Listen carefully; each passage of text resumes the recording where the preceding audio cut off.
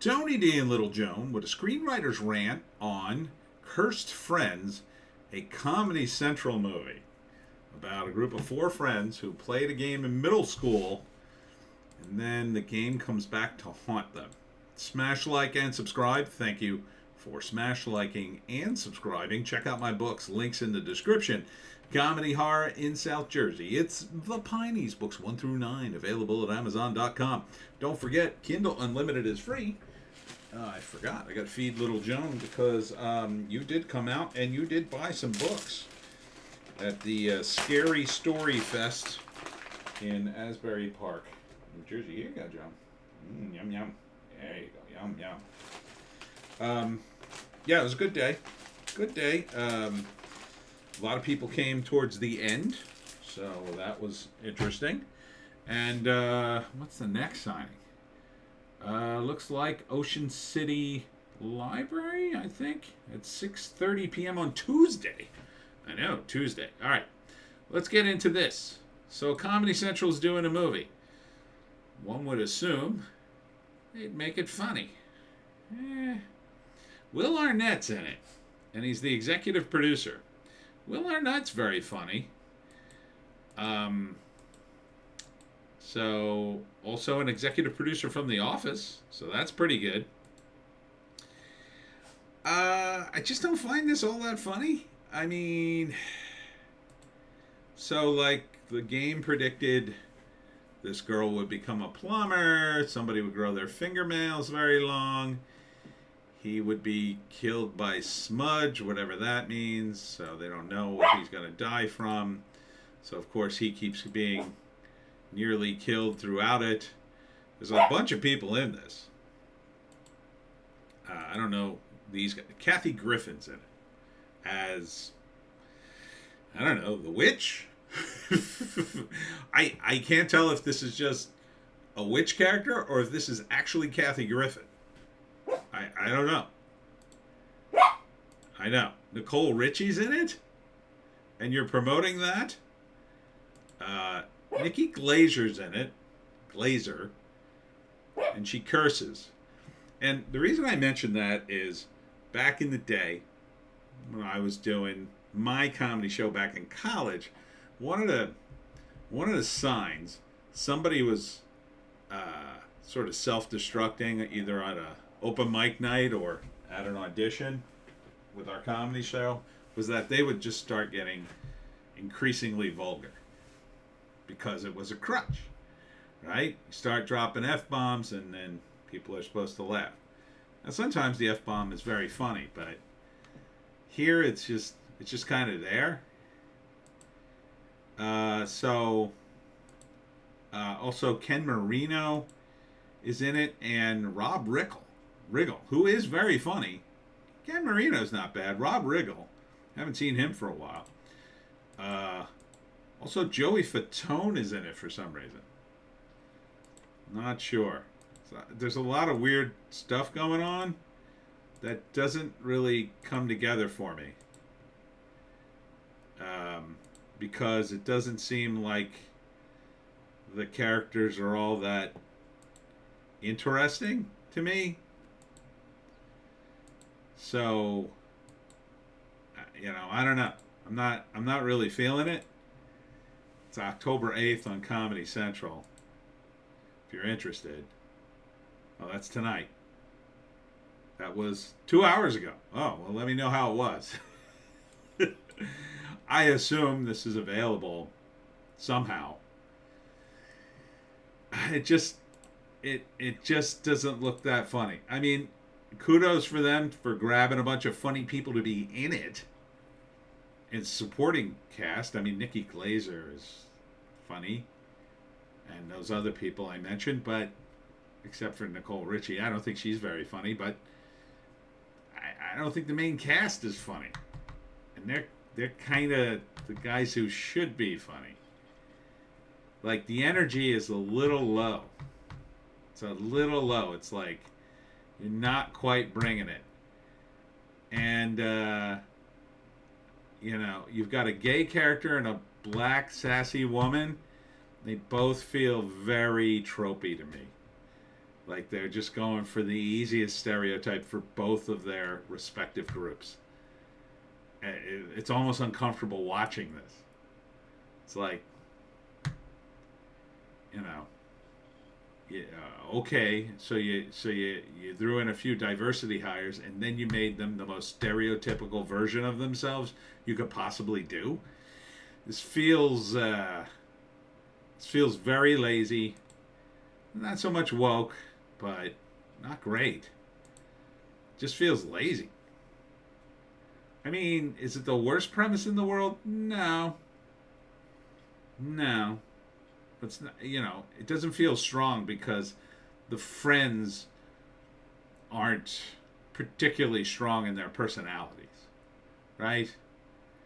And the setup isn't as strong as it could be. Like, I don't know. I think there should be more at stake here. Like, the characters are relatively successful or very successful, and then for whatever reason they play the game because they're in a reunion or whatever, and the game threatens their amazing lives. Like, like it'll undo the past to some extent. It just doesn't feel like there's enough at stake here. So, like, I get it, like, oh, you will have long fingernails, and that's from the game, and that's funny because it's so lame and weird, but it's not that funny. Like, it would be kind of funny in a sketch or in an improv bit, maybe as like an offhanded comment, if you were expecting it to get increasingly less, creepy, right? Instead of it getting increasingly creepy and dangerous, it just, oh no, I don't have enough change. Like that. Like it would go down the other way. You start with long fingernails as a bit, it doesn't really work. I think what you needed to do was, first off, playing the middle school game doesn't really work either. Because it doesn't feel like, like they picked up an ancient book and had a curse on it or something. Instead, they just pick up this book from middle school and it has magical powers. Like, that kind of doesn't make sense. But even if I set that aside, the stakes should be very high. So they can make very funny comments about nearly being horribly murdered. And they're just not there. The stakes just aren't that high. I just don't care. So there's no tension there to break with the comedy. And and your four leads, I would have picked people out of the supporting cast to be the leads. I would have picked Nikki Glazer, Rob Riggle. I don't think I would have put Joey Fatone in it. Sure, why not? And definitely Will Arnett. Those would be my leads. These four guys, I mean, no offense to them. The guy on the right looks familiar. Is that the guy from What We Do in the Shadows? It kind of looks like him. I don't remember his name. But he is playing very, very big gay, I'll say.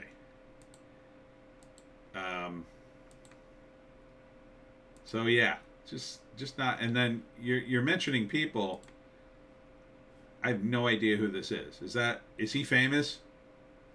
Is he famous for something? James Austin Johnson. All right. Who is he?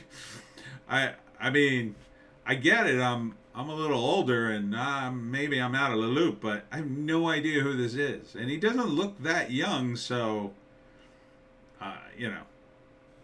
is he important? Am I missing a joke there?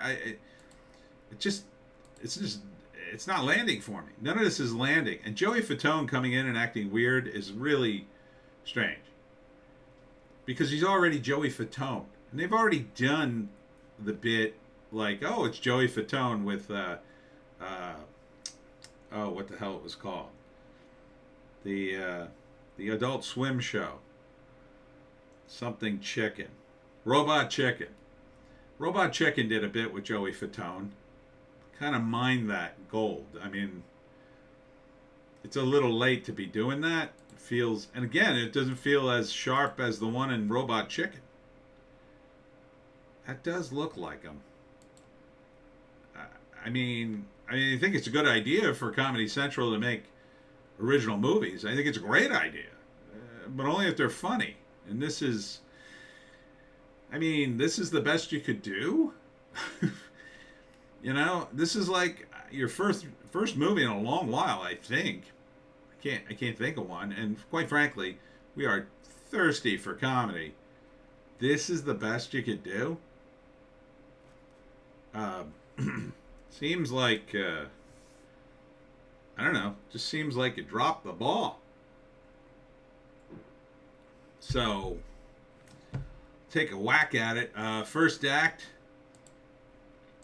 they somehow set up this game that they used to play in middle school, and they decide to play it again. Or they decide to read it again, and some magic happens because of reasons? I don't know. It's already too convoluted for me, but okay. So one of them is, oh, your fingernails grow super long, and then that happens to her, and she starts making sassy black woman comments, I assume. Damn! I mean, that's what it looks like. Right? Are you telling me that's not what it looks like?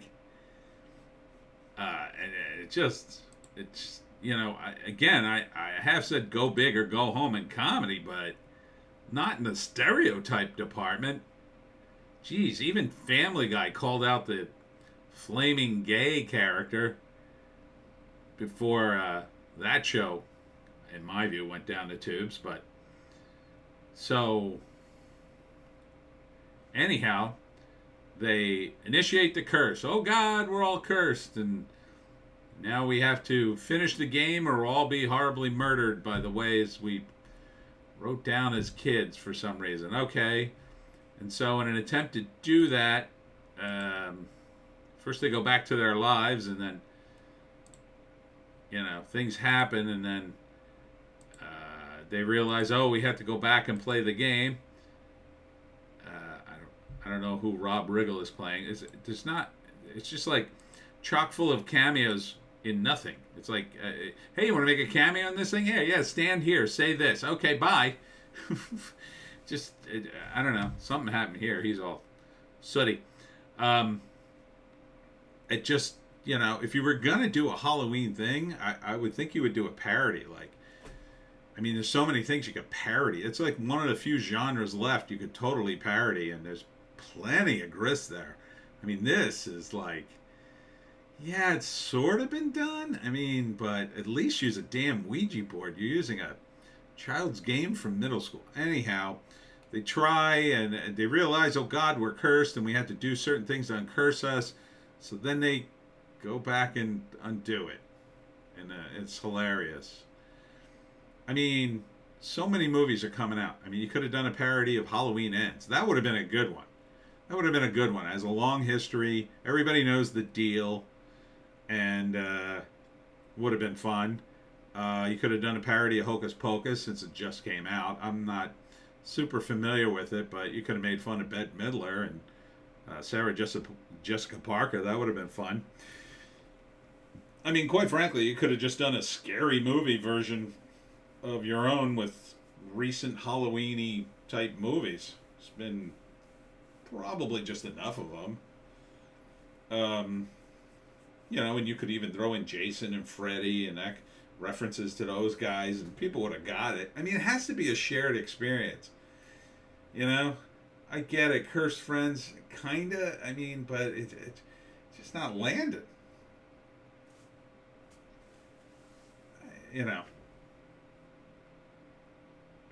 I'm not sure what they were going for here. Where are the laughs? Put these characters in terrible positions. They already look like things aren't going well for them. Their characters. They're kind of fat and dumpy and not in nice clothes. If you had given them a little more dignity out the gate, I think you would have had someplace to go. These kind of characters strike me as the kind of characters will be like, all right, I guess my fingernails are going to be long. I guess that's me for the rest of my life. Oh, well, my life sucks already. I mean, that's what it kind of feels like. Whereas if she was an important executive, maybe a hand model, like whatever would be the opposite of wanting to have long fingernails. Let's say being a hand model would be the most obvious one. It's a little on the nose, but let's say that. And then she goes to hand modeling and like, you have to cut those fingernails. I did. They keep growing back. You know, something like that. Yeah, it's not the strongest. But, I mean, the long fingernails thing. I mean, what do you want? That's not much to work with. Uncontrollable flatulence. How about that? That would be fun. That's always funny. I'm not sure even what the other guy's curses were. One girl was going to be a plumber. They picked out the stuff in middle school. So, they're lame to begin with. But that's, you know, I'm sure middle school kids, I mean, when I was in middle school, we could think of effed up things, so I'm sure you could have come up with really effed up things. Maybe the other two have something more effed up happen to them, I don't know, but this just kind of seems meh. And Kathy Griffin, of all people, Kathy Griffin, really?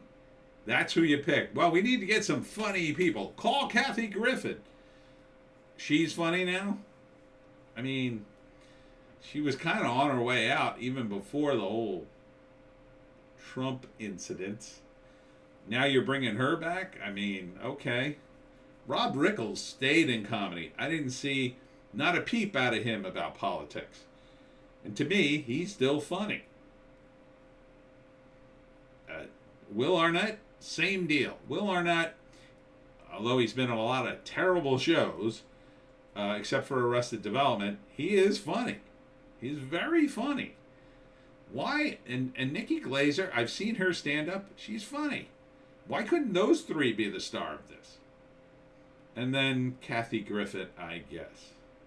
Kathy Griffin wouldn't have been my first choice. But out of the entire cast, I would put them in the lead, no offense, rather than these four new people. I don't even know who they are. And they're not bowling me over with hilarity, so are these guys stand-up? They don't seem very funny. Maybe it's the cut of this? I don't know. Did anybody see this thing? Was it any good? I'm guessing, I'm guessing this is the kind of thing you're going to watch on a Tuesday afternoon when you're home sick, or, you know, it's like, let's watch TV with dinner. What's on? Nothing. Oh, let's watch this Cursed Friends thing. That's what it feels like. It feels like time on TV. Content. Filler. Comedy filler. That's what this is.